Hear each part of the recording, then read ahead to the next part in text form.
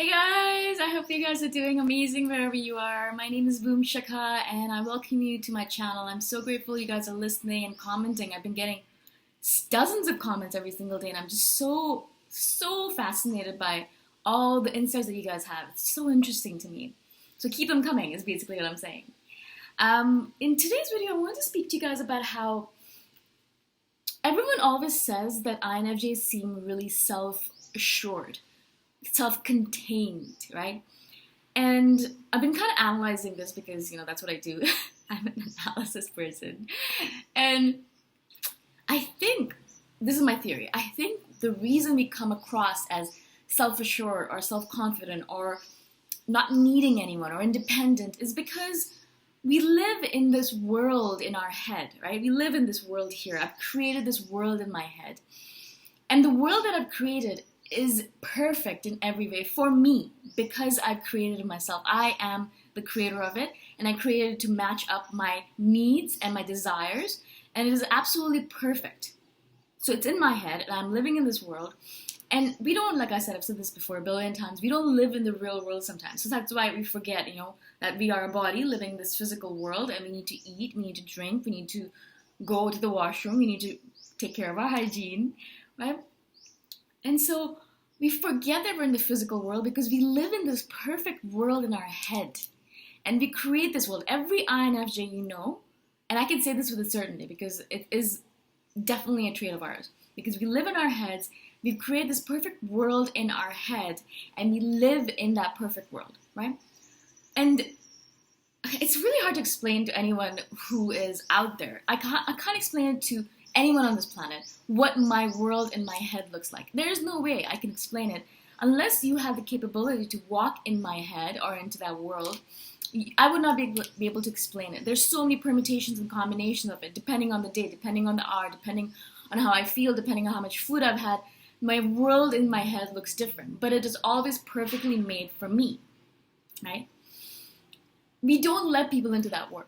Right? We don't let them in because we created that world for us, and we created that world so that we could disappear into it or we could go into it so we can escape this real physical world sometimes. Now, not in a bad way. We're not escaping because we want to run away from what's happening here, but we're escaping because we've given a lot in the physical world, and we need to go into our world in our head in order to recuperate, rejuvenate, and refresh ourselves. Does that make sense? So there's a physical world that we live in, and we spend time in it. I'll go out to parties, I'll hang out with friends, I'll do things that normal people do. But then, as soon as I hit that barrier, there's a limit where I get to where I'm like, okay, I can feel I'm getting tired, I can feel I'm getting exhausted, I need to go back home, and I need to go back into my cave. The physical apartment is awesome. I have an apartment that I live in, and I love having a physical apartment that's all to myself. But what I'm doing in my physical apartment is sitting, wherever I sit on the couch or the bed or whatever, and staring off into space, but not really staring off into space, entering that world, that perfect world in my head, and spending time in it. I hope this makes sense to you guys. If you're an INFJ that's listening, I'd love to hear from you guys. Is this something that you guys do as well? Let me know, yeah?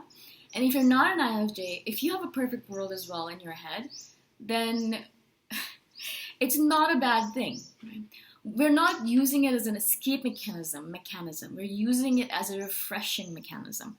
So resetting is basically, what I should say is, there's so much going on this planet, in our life, in our families, and all that stuff. We go into our perfect world in our head to reset ourselves, to come back to normal, to balance, so we can go out again and do it all over again and go through the cycle over and over and over again. The reason I wanted to share it with you guys is because I think that's my theory. That's the reason we come across as self-assured or not needing anyone or independent, is because the truth is we don't actually need anyone.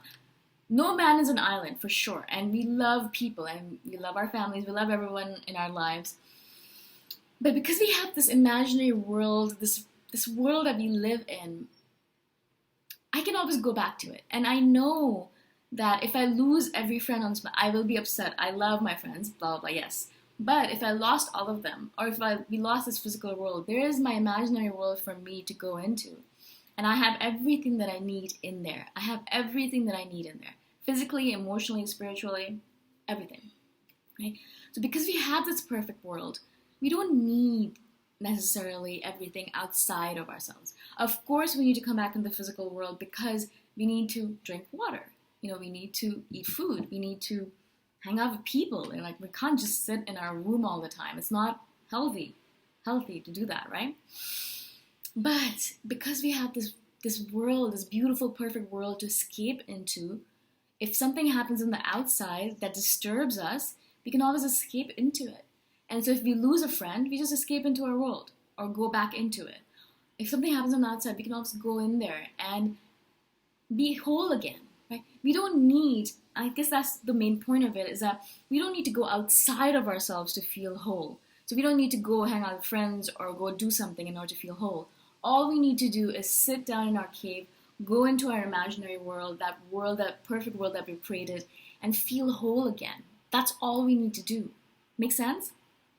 That's why it's so powerful. Okay? That makes us not necessarily need a lot of people or be needy in any way. Because why would I? Why would I need anyone else to do that when I can go into my imaginary thought world and do that for myself? Right? I hope this makes sense to you guys. I just wanted to share my theory on this. It's so interesting and so fascinating. I'm just amazed by this world that I live in, the physical and the imaginary world. And I see the differences between them, and I'm fascinated by it. I just want to talk about this stuff all the time. I hope again, this made sense to you. Do message me and let me know what your imaginary world is. It like what I've been speaking about? Is that what you guys do? Do you go into it when you need to refresh, recharge, and rejuvenate? How does it work for you? Let me know. I'd love to hear from you guys, yeah? And if you guys are interested, you can join my team at patreon.com/boomshaka. Boomshaka is my name, and Patreon is a join my team page. It's like a support me page. Make sense? I'll see you guys in the next video. Thank you so much for listening. Thank you for the comment. Thank you for everything. I'll see you soon. Bye for now.